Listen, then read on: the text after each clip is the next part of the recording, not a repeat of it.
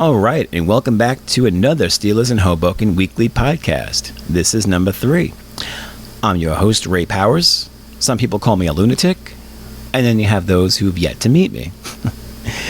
But this is this third one in a series of 5 preseason weeks. The reason the Steelers have 5 where everybody else has 4 is because the Steelers played in the Hall of Fame game. What was it, August 2nd, I think? It was the first week of August. They played the Vikings, so the Vikings will also get 5 preseason games, I'd imagine. So this is the third week coming up for the Steelers. It's their midpoint, despite the rest of the NFL only being officially on week 2. We're one game over. And the Steelers lost the first preseason game to the Vikings. They only scored 3 points in that game. And a lot of people were sad. A lot of Steeler fans were sad. Me, I was elated. And why would you say that? Why would you be elated? You're a Steeler fan. I'll get to that. Last week, the Steelers, in their first official, week 1 of the NFL preseason, traveled to Jacksonville, and they played the Jaguars. And the Jagoffs beat the Steelers. What was it, 23-21? And again, this lunatic was elated, while everybody else was sad. And again, they asked me, why would you do that? Why would you root against the Steelers? Just let it go. I'll get to it. And this week, the Steelers returned to Heinz Field, newly renovated Heinz Field. They dropped 3,000 new seats into the open end, and it's bigger now. It holds more people. That'll be, no piece of cake for the sellout. No big deal. And now the Steelers get to play in Pittsburgh for the first time in the preseason. They're hosting the Green Bay Packers. And once again, I hope the Steelers lose this game on the scoreboard. And, people are on Facebook and they're just bewildered and they're defriending me. I had people defriend me over that. I could 5 or 6 friends easily in some of these Steeler groups. And they don't understand why I want to see the Steelers lose these games on the scoreboard. And I just can't understand why they'd want to see the Steelers trounce somebody on the scoreboard in games that don't count, that are practice. Hint, that's the reason I don't want to see the Steelers win these games or care if they win these games or not. But really, I want to see the 0-5. I really do this year. The Steelers lost to the Vikings in the Hall of Fame game, and you heard the indignant responses, but the Hall of Famers were there, and you should have won for them, and oh my God. And then last week, it's the Jagoffs. How could you let them beat you? And, Landry Jones is terrible. He shouldn't be a Steeler. And this week it's going to be, Super Bowl 45 rematch. You have to get revenge on the Packers. I don't think the Packers really care. I think it'll be like that South Park episode where the 2 baseball teams, nobody wanted to win because they, it delayed their summer or ate into their summer vacation and they had to play baseball the whole time. So they're like, we suck more than you do. No, you should see how bad we suck. I could see the Steelers and Packers doing that on the field. I think that would be pretty funny. Trying to fumble the ball and they're kicking it around and nobody wants to pick it up. That's what I want to say. And there's already cries for Tomlin's head. I'm not even kidding about that. There are people out there who want to see Mike Tomlin get fired in the preseason. And I guess they've hated Tomlin all along, or they've grown to hate him ever since, I don't know. I guess 2 Super Bowl wins, well, 1 Super Bowl win, I should say, 2 Super Bowl appearances in 9 seasons as a coach? 8 seasons, 9 seasons? That just isn't enough for some people. He inherited Bill Cowher's team. That's why he was so good. He has no leadership, and oh my God, he's 0-2 in preseason, and they're really upset about this. People want to see him fired. I kid you not. And I know you know this because you see these people. They're certifiable lunatics. I'm not saying that I'm not, but they have different reasons, I suppose. But I lost a few friends. I call them friends on Facebook. You know what they say about being popular on Facebook. It's like being at the cool table at the asylum. It really is. All these social network platforms, they're insane. We need them, but they're insane. So I had to just jump into one of these conversations because, I like to start trouble.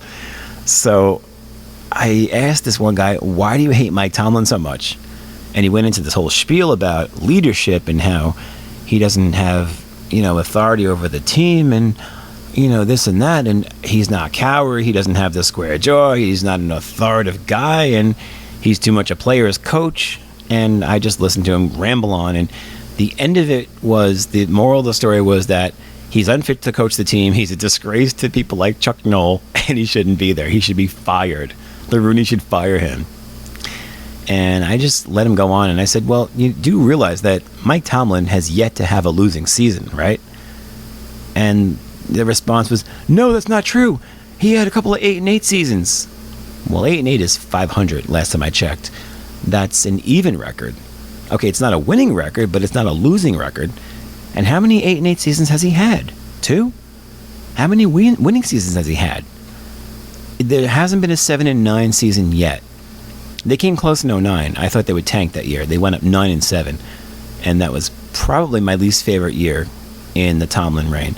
But and I'm not saying Tomlin's perfect, but if you're going to fire a coach every time he makes a mistake, or at least in your eyes makes a mistake, you're going to wind up being the Cleveland Browns. You know, a team you profess to hate so much, or at this point just mock because they're so pathetic. It's even hard to hate them. Like the old school Browns, yeah. The modern day Ravens you hate because they're good and they're competitive, and they're always tough games. But you can't hate the Browns. I mean, look, the Browns hate themselves more than anybody else hates them. They can hate themselves more than you can hate them. So do you want to be the Cleveland Browns? A new starting quarterback every week, a new coach every week, rebuild with a wrecking ball.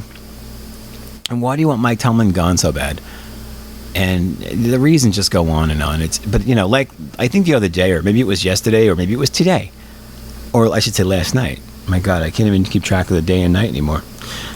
There was a pushing or shoving match, or there was a little scrum on the practice field with the Steelers offense and defense, which is about as common as a sunrise. Common as finding eggs in an omelet. It's preseason. Guys are trying to make the team. You got chippy rookies trying to prove themselves. You got veterans that want to put the rookies in their place. In the practice field, you're making contact, and it's a perfect opportunity and a perfect setting to blow off a lot of steam. And obviously, it's an aggressive sport. And I mean, it's amazing that they don't have scrums on every single play. And after the one scrum, the one guy's going on about, Tomlin's got to be fired. He's lost his team. He's lost control over an on-field scrum. I found that to be hysterical. So, I mean, it's really funny watching these guys on these social platforms, Facebook and Twitter, just hang themselves with these amazing comments. I just had to shake my head and laugh. So, and you can't fault somebody for having an opinion. They do buy the stuff. They buy the jerseys. They buy tickets. And, they have a right to their opinion. And sometimes as wacko as it may seem, these guys are passionate fans, guys and girls. But it's just amazing how, this isn't week 6 of the season where you lost a key game. It's like, wow, that was our 3rd division loss in 6 games. We just set ourselves up for, we dug ourselves a big hole. Now we're talking about, the middle of preseason. It's a weeknight, a weekday, and a scrum breaks out on the field. I mean, seriously. It's just like the preseason games, just worrying about the score. You can't, I could go in circles with this. It makes my head explode. But I do hope the Steelers go 0-5 in the preseason, and I'm sticking to that. I want the people at ESPN and the so-called experts at NFL Network, the Chris Collinsworths and the Phil Simms and all the people that live to hate the Steelers, the Warren Sapps, I want to hear them write the Steelers off.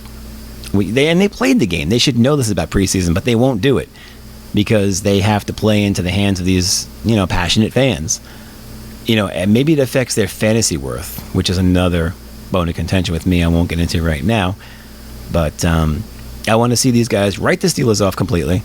Well, after 0-5, I mean, you should at least win 1 or 2 of those games in the schedule, shouldn't you? After all. You know what? Rank the Steelers 32, write them completely off, and then the Steelers can just make you look stupid when they win another division at 12-4. Of course, because I'm giving away the 4 NFC games. They mean nothing to me. I don't want them. I don't care about them. Take them. I want the division games. I want 6-0 in the division. I want a perfect AFC schedule if we can get it. If not, whatever. 11-5 works too. Whatever wins the division. 13-3 would be great. 14-2, you get into buys at this point.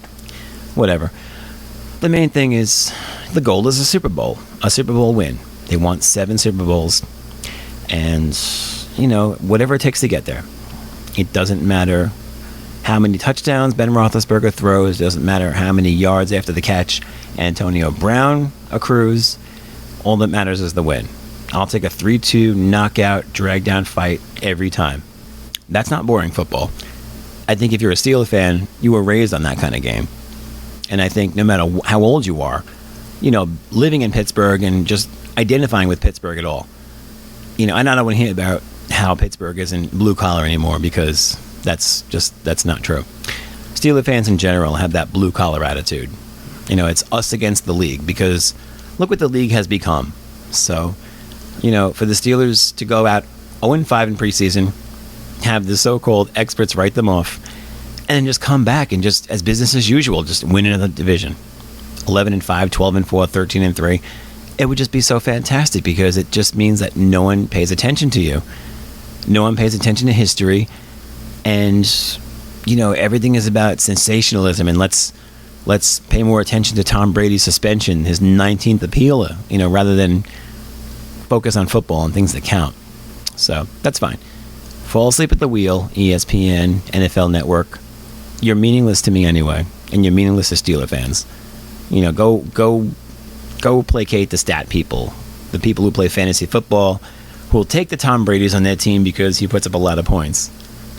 Again, fantasy football, another rant for another day. But and that's a beaut, believe me. But who else is in the news? We got James Harrison in the news, of course. He wasn't going to stay out of the headlines for long, that. He made headlines for handing back his children's participation trophies. His kids, athletes, go figure. They got trophies. Apparently they weren't first place trophies or for winning anything. It's because they participated in this sport. And it's one of those politically correct things with the kids where everybody wins and everybody gets a trophy, and everyone gets a lollipop. Everyone gets sprinkles on their ice cream because you're all winners. Well, here's my thing with that. I'm a parent. I've got a daughter. I want to see her succeed. Okay. She's 6 years old, and she's going to go into T-ball in the spring. 6, 7, 8 years old, you're learning a game. Okay. If you're in that stage of the game, then yes, everyone should be treated equal, and you should be learning, and everyone should get a participation trophy at that point. I really believe that. Because, you're doing it, you're sticking with the sport, you're learning it. And then you get to a certain age, 12, 13 years old, you're playing Little League where games count a little more, the games are organized. You start to evaluate who has talent more than others, who's just in it because there's no babysitter available, and the coach, then you start to see who the true athletes are. The kids going to high school, colleges are looking at them. And, these are, I just went on a rant, but, where was I going with this? I was talking about James Harrison's kids. See what happens these early mornings? So James Harrison gives back these trophies and says, my kids, they're winners. I want them to earn their trophies. I don't want these silly entitlement trophies. And, he went on a full rant that was, of course, as politically incorrect as James Harrison can be. And as we know, we've seen him at his best. His rant was like, I don't want these trophies for my kids. I'm teaching them to be winners. I want them to earn their trophies. I don't want these entitlements. And, of course, the PC people went crazy on James. And, of course, the Steeler haters, they're going to hate the Steelers for doing anything that they would do, except a Steeler did it. So let's get on them for it. And, if you're a PC person who happens to root for the Ravens or the Patriots, I'd say the PC people and the Patriots are probably a better match. It just seems that way.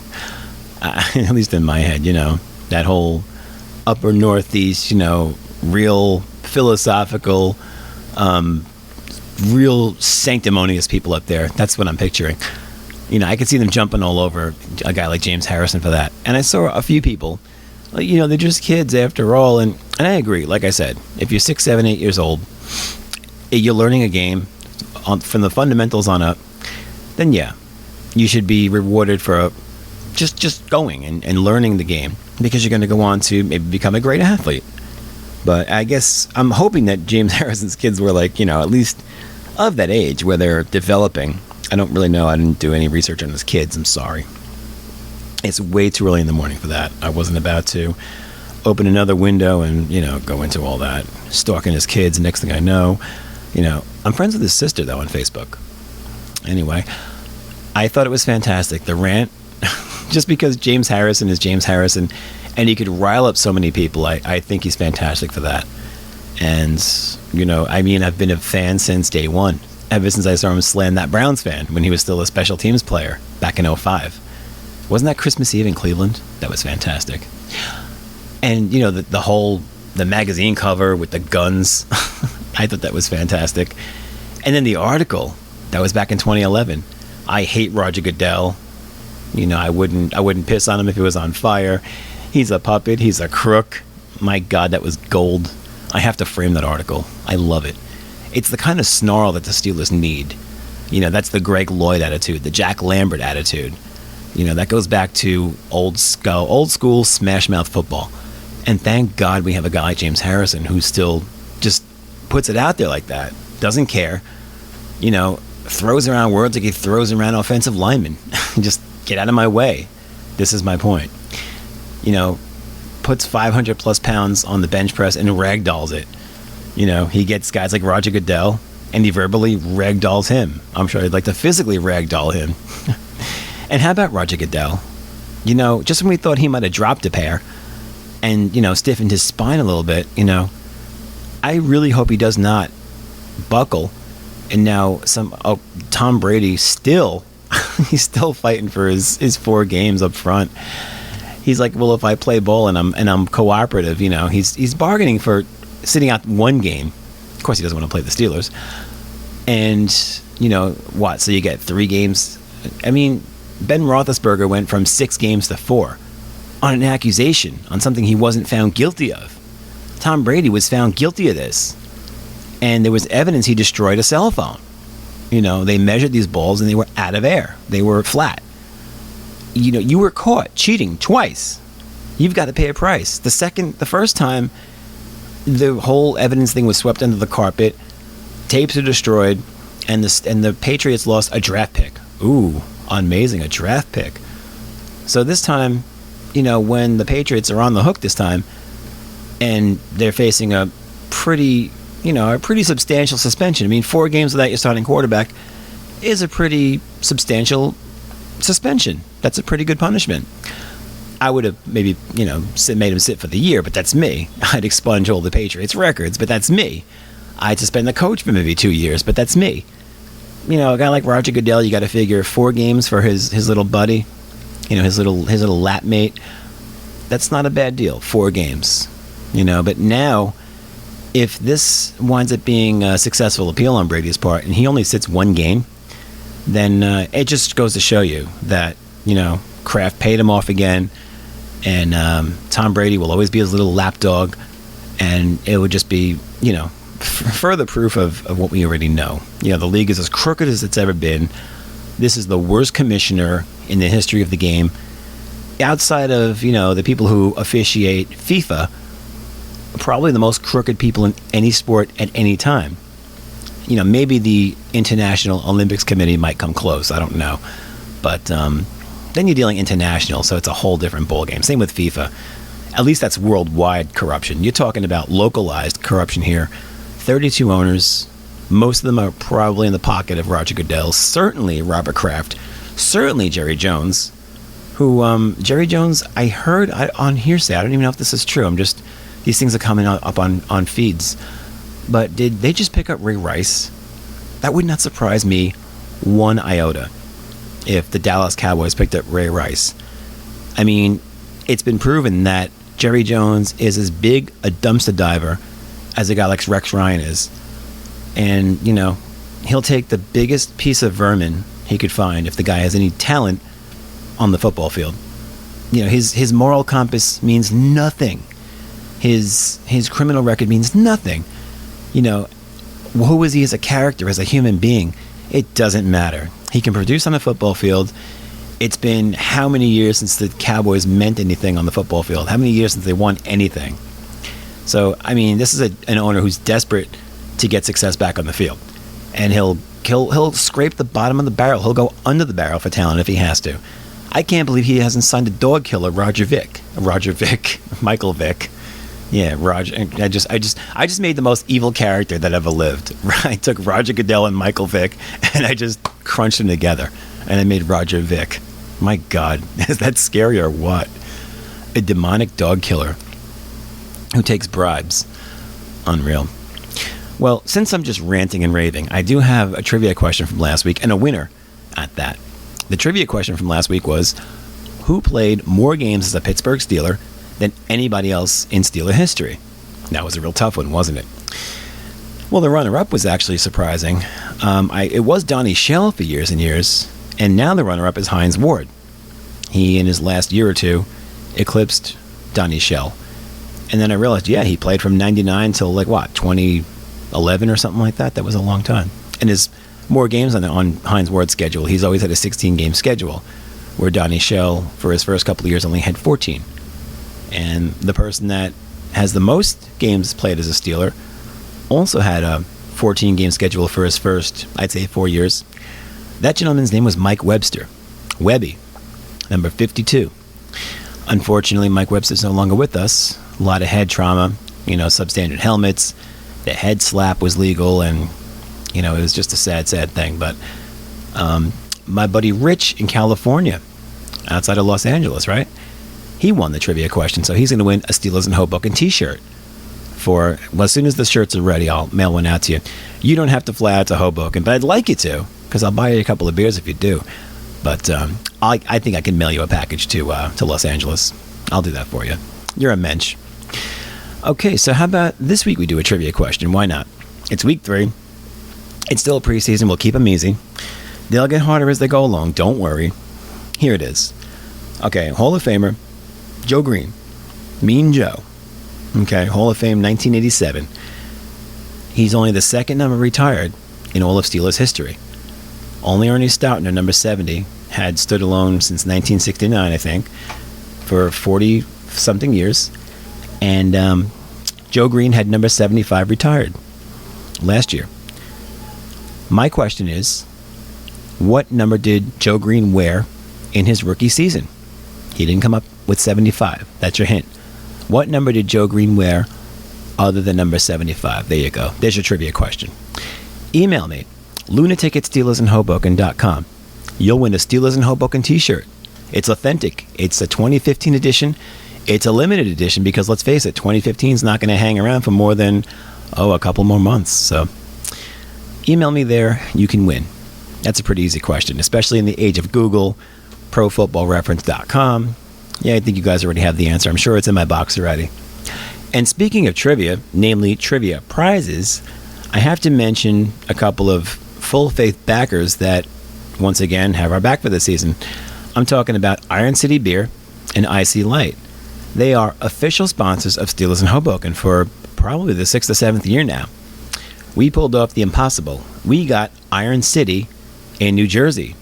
Don't ask us how we did it. I can't tell you how. We pulled, a few strings. Some magic. It was Steeler magic. That's what happened. But Iron City is once again sponsoring Steelers in Hoboken proudly. And we also have the full faith backing of our home, Texas, Arizona, who's graciously hosting us for the 12th season. We've been there since 2004 as a group. The group has gone every year, of course. And, the female fans really, really are what defines the Steeler fans now. I think, it's 55% of Steeler fans are women. Isn't that correct? The biggest female fan base in all of football. So, the girls have come out in droves in the past 5, 6, 7, 8 years. And, guys, girls, it's a great mix. And, single guys, if you're looking for single girls, they're Steeler fans. Best girl around. And vice versa, if you single girls are looking for a decent guy. Wholesome people in Hoboken. Everybody's wholesome in Hoboken. It's Sinatra's town, let's face it. But Steelers in Hoboken has called Texas, Arizona home now for 12 seasons. Every year it gets a little better. New TVs. The DJ pumps the Steeler fight song every time the Steelers score a touchdown. The Steeler polka. People come into town from Western PA and their minds are blown. It's like, wow, we've seen Steeler bars, but this is just over the top. With everyone, it's just black and gold from wall to wall on Sunday. in an age where everyone has access to the games now, whether it be the ticket, whether it be, you have whatever technology now will allow you to watch the games, people still want to come out and be with other Steeler fans. So they flock to Texas, Arizona, and there's a line outside by 1 o'clock to get in. And they're watching, of course, on the TVs outside the place through the windows, because you just want to be a part of that. You can watch the game by yourself on your couch, but, it's not the same. It's, if you can't be at the game, if you can't be in Pittsburgh, you can't be in Heinz Field, and you're on the East Coast, you're in the New York area, best thing to do is come out and just, be with your own people who are as crazy and as, as maniacal about football as you are. So, that's why business continues to increase, and that's why, some things like that will never change. People thought, as soon as the VCR came out or the Beta machine came out, it's curtains for the movie theaters. Well, people still want that big movie experience, so they continue to go. Just like with paper companies. The computer's going to ruin that. No, you got to back things up. So, that has nothing to do with football. Here's my point. My point is that, the age of technology has not killed going out and hanging out with your friends. I think if anything else, you could text your friends and you could check in at Facebook and Foursquare or whatever. Hey, guess where I am? Come see me. It's a lot easier now to connect with your friends at these places. Because you still need that contact. You still want to bump chest with somebody and high-five somebody when your team scores. So that part of it's not going to change anytime soon. Even with everybody nosing their phones, checking their fantasy stats, you're still out and you're still doing stuff together. So that's really, I think, what people miss about football the most is going out, spilling 7 or 8 pitchers of beer together and watching Steelers football. So it's still preseason. It's 6 o'clock in the morning. It's really hard to get psyched about the next couple of games coming up, at least as far as the scoreboard goes. It'll be interesting to see who makes the team. It'll be interesting to see, whatever makes headlines, something we could talk about next week. But for the most part, I want to come back on here next week and say, the Steelers are 0-3 in preseason. 9 more people dump me as friends on social media. Oh, that's okay. It doesn't matter. Because when the regular season comes around, we go into full lunatic mode, and we live and die with every game. But only in September when the games count. That's my thing. But make sure you check us out on Facebook. We're at facebook.com/Steelers in Hoboken Club. If you're not getting the official Steelers in Hoboken newsletter, you can sign up easy. Email me at lunatic@steelersinhoboken.com, and you'll be added to the newsletter. And you'll get a notification every week on your phone. Ding! This podcast is available. And that's what we do every week. We have a little blurb on there and talk about whatever. If there's any specials, there's any major events going on, and the rest of it is talked about here on the podcast, and I'll cover it for you.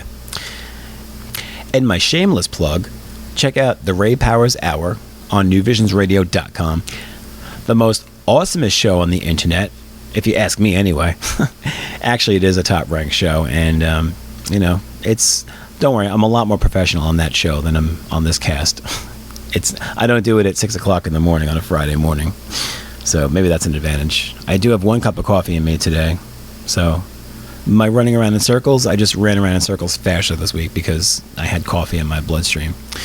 But join me next week. We'll talk about the results of the Steelers and Packers at Heinz Field and anything else that might have happened during the week. Anything on your minds?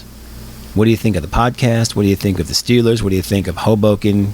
Whether you want to come and visit, if you've been there, stories about your Steelers experiences, email me, lunatic@steelersinhoboken.com. All right, I gotta go. Sun's up or coming up, I don't know. I got the curtains drawn and the AC is blasting. So I'm gonna go see what's going on. You guys have a great week. I'll talk to you next week. Enjoy the game.